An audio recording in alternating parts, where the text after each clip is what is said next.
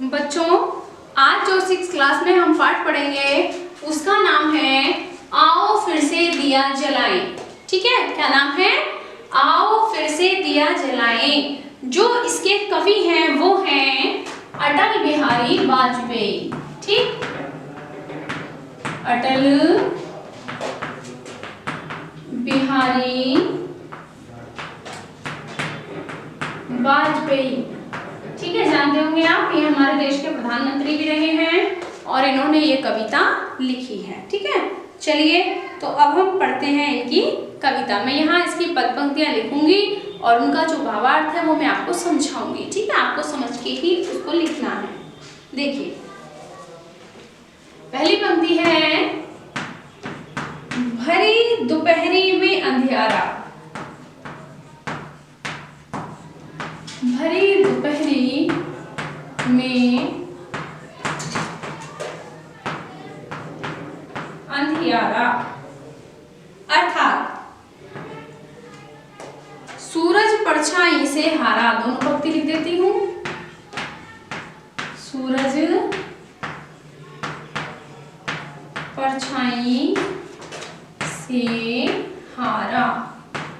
तो ये जो आपकी कविता है बच्चों, इसमें बताया गया है कि मनुष्य को प्रत्येक परिस्थिति में आगे बढ़ना चाहिए। जीवन में कोई भी समस्या आ जाए उससे निराश नहीं होना चाहिए। कोई भी कठिनाई हो, निराश नहीं होना चाहिए, बल्कि अपना लक्ष्य प्राप्त करने के लिए निरंतर प्रयासरत रहना चाहिए। ठीक है, तो वो कहते हैं, देखिए, भरी दोपहरी में अंधियारा अर्थात वर्तमान में मनुष्य को अपना लक्ष्य प्राप्त करने के बहुत से साधन प्राप्त हैं। ठीक है, भरी दोपहरी का मतलब है बहुत सारे साधन हमें प्राप्त हैं। ठीक है, लेकिन हमें ज्ञान ना होने के कारण अंधकार व्याप्त है। ठीक है, तो भरी दोपहरी में अंधियारा, हमें बहुत सारे साधन अपना लक्ष्य प्राप्त करने के प्राप्त हैं, लेकिन फिर भी हमारे अंदर अज्ञान का अंधकार है। ठीक, जिसके कारण सूरज परछाई से हारा। उन्नति हम सूरज जैसी कर सकते हैं, लेकिन अज्ञान के कारण मानो हम परछाई से हार जाते हैं। अर्थात सूरज के समान हमको सब कुछ प्राप्त है, प्रकाश प्राप्त है, यानी कि हमें ज्ञान का प्रकाश मिला हुआ है, लेकिन निराशा नाम की परछाई से हम हार जाते हैं। साधन होते हुए भी निराशा हमारे अंदर घर बना लेती है और जिससे कि हम लक्ष्य प्राप्त करने से चूक जाते हैं। ठीक है, तो भरी दोपहरी में अंधियारा यानी कि साधन प्राप्त होने के पर भी अज्ञान के कारण हम अपना लक्ष्य प्राप्त करने से रह जाते हैं। ठीक है, सब कुछ प्राप्त होने के बावजूद भी केवल निराशा ही ऐसी है जिसको धारण करने के बाद हम अपना लक्ष्य प्राप्त नहीं कर पाते। अंतर तम का नेह निचोड़े।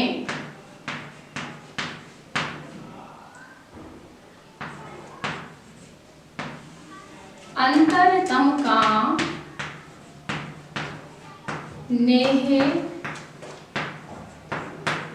निचोड़े। ठीक, कहते हैं हम अपने मन के प्रेम को निचोड़ दें, बुझी हुई बातें सुलगाएं। हमारे अंदर जो निराशा है, ठीक है, जो हमारी आशा है वो बुझ चुकी है, उस उम्मीद को हम फिर से जलाएं, है ना। बुझी हुई बातें सुलगाएं। देखिए, इस पे आधारित प्रश्नोत्तर ही आएंगे बच्चों। ठीक है, तो आप इसका भावार्थ सुन लीजिए। आओ फिर से दिया जलाएं।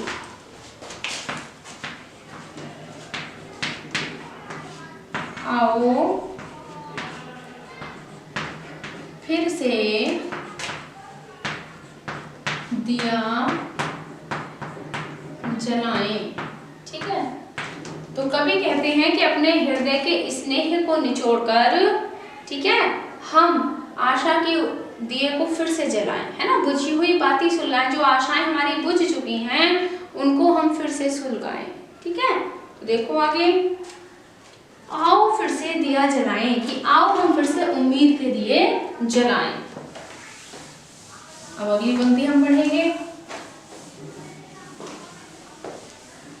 आप केवल भावार्थ को ध्यान से सुनेंगे बच्चों, क्योंकि इस पर आधारित प्रश्नों के उत्तर आपको देने होंगे। वैसे मैं यहाँ लिखूंगी उत्तर भी, लेकिन फिर भी आप सुने ध्यान से। हम पड़ाव को समझे मंजिल। अब हम हम इंसानों से भूल क्या हुई है? हम पड़ाव को समझे मंजिल। हमें थोड़ी सी उन्नति प्राप्त हुई, तो वो उन्नति क्या थी? एक बड़ी उन्नति के मार्ग में मिलने वाला छोटा सा एक पड़ाव था। ठीक, तो हम उस पड़ाव को मंजिल समझ बैठे, यानी छोटी छोटी उन्नतियों को भी हमने पूर्ण उन्नति समझ लिया, जबकि ऐसा नहीं था। वो हमारा लक्ष्य नहीं था, हमारा लक्ष्य उससे कहीं बड़ा था। ठीक है, लक्ष्य हुआ आंखों से ओझल। फिर क्या हुआ? जब हमने पड़ाव को ही मंजिल समझ लिया तो लक्ष्य हमारी आंखों से ओझल हो गया। लक्ष्य हुआ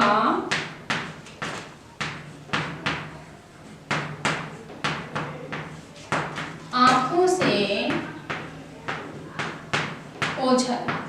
तब जो लक्ष्य था वो हमारी आंखों से ओझल हो गया। वर्तमान के मोह जाल में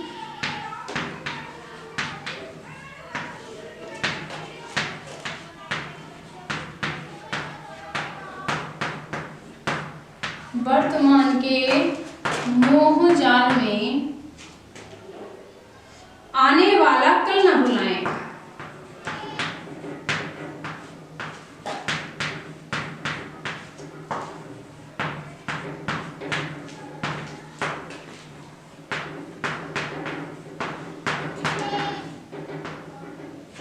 ठीक, कहा गया है कि जो छोटे से पड़ाव को हम मंजिल समझ बैठे, इससे क्या हुआ? जो वास्तविक लक्ष्य था वो हमारी आंखों से ओझल हो गया।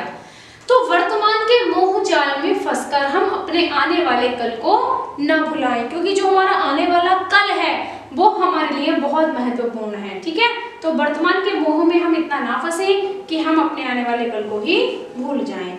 आओ फिर से दिया जलाएं, कि आओ हम फिर से आशाओं का दिया जलाएं। आहुति बाकी यज्ञ अधूरा। अब अगली पंक्ति है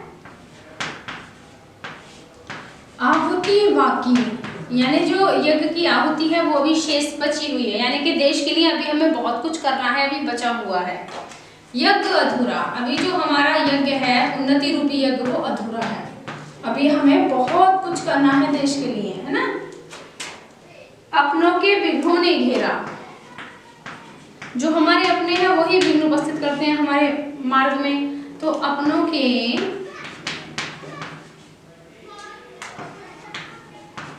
विघ्नों ने घेरा, जो हमारे अपने हैं उन्हीं के विघ्न हमें घेर रहे हैं। ठीक, अंतिम जय का वज्र बनाने, अंतिम विजय के लिए, अंतिम जय का वज्र। देखिए, जब विजय हुई थी तो महर्षि दधीचि ने अपनी अस्थियां जला करके वज्र बनाया था, और वो वज्र देवताओं को दिया था कि आपकी विजय हो। आज हमें फिर से अंतिम विजय प्राप्त करनी है, और उसके लिए अपनी अस्थियों को जलाकर भी हमें वज्र बनाना है ना। अंतिम जय का वज्र बनाने नव दधीचि हड्डियां गलाएं, कि फिर से हम एक नवीन दधीचि बन जाएं, है ना। नव दधीचि बनकर हड्डियां गलाएं।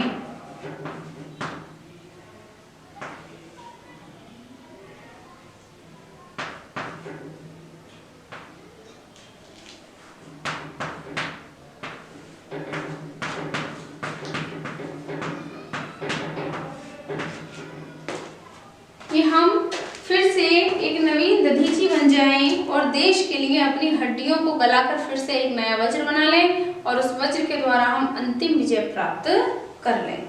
आओ फिर से दिया जलाएं, आओ फिर से आशाओं के हम दिए जलाएं। ठीक है, तो ये आपका हो गया पूरा। ठीक है, कविता मैंने आपको पूरी समझा दी। अब इस पे आधारित जो प्रश्न उत्तर है वो हम कर लेते हैं। ठीक है, चलिए।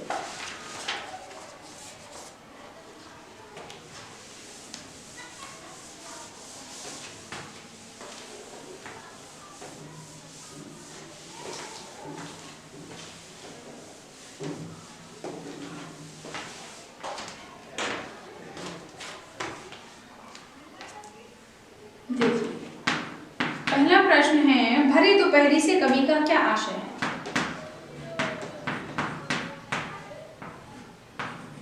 भरी दोपहरी से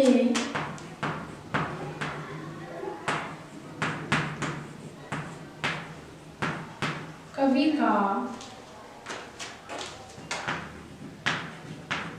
क्या आशय है? ठीक, भरी दोपहरी से कवि का क्या आशय है? तो देखो,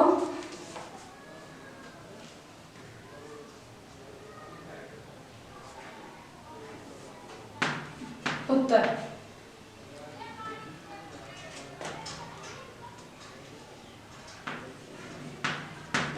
भरी दोपहरी से कवि का आशय है कि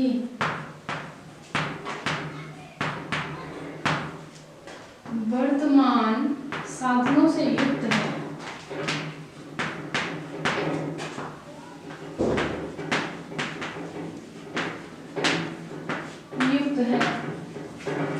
उन्नति के लिए उचित समय है तथा उन्नति का उचित समय है।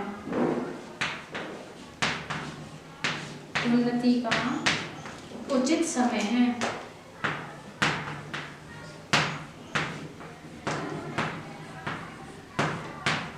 ना। भरी दोपहरी है यानी कि चारों ओर ज्ञान का प्रकाश है, वर्तमान में साधनों से युक्त है हम सब, उन्नति का उचित समय है। लेकिन उसके बावजूद भी यदि हम निराशा के अंधकार में डूब जाएं तो ये गलत